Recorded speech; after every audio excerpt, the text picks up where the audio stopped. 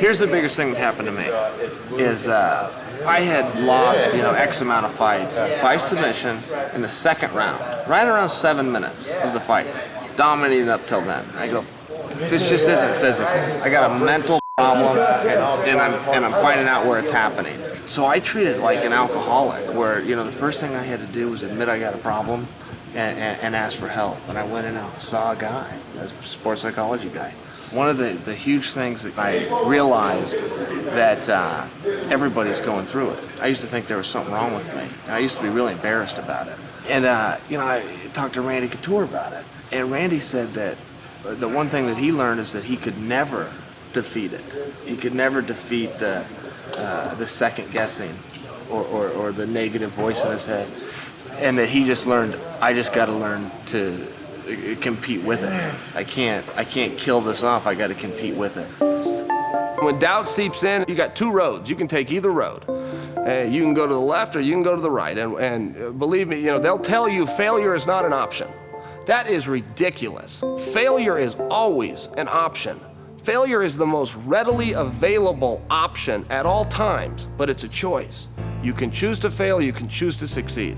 And if we can plant seeds and let him know, move your feet, keep your hands up, stay off the bottom, that is the road to victory. Or self-doubt and negative talk, and that is the road to failure. But failure is always there, and it's okay to recognize that. I mean, if I could leave you with anything today in my own journey through this, it's one, it's okay, and two, it's normal.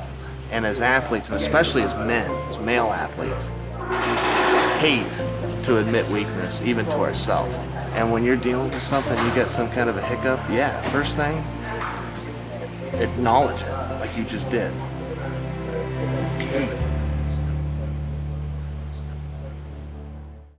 The only thing that changes is the environment.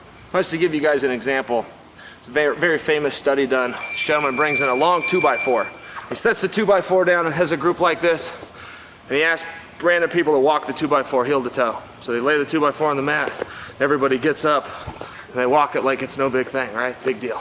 He brings in 2 big step ladders. He hangs the 2x4 across the ladders and he asks them who's ready to walk it. Nobody raises their hand. The environment changed, but the act doesn't. And on game day, environment changes. Why? Because they put a referee in there, make you take your t-shirt off, they bring in Uncle Dana. It's the same thing. It's the same 2x4, it's the same ring. We got a guy going into battle tomorrow. And believe me, he's got his game face on, but he's scared too. And so many times we try to find the right emotion. What emotion is gonna help you? This is what helps you. Forward motion, getting your legs back, getting up off the bottom, working the whole time. Those are actions. Not one of those was an emotion. Anger, happiness, sad, fear, scared. Not one of those is gonna get adjudged and mark your name. This is what marks your name, actions.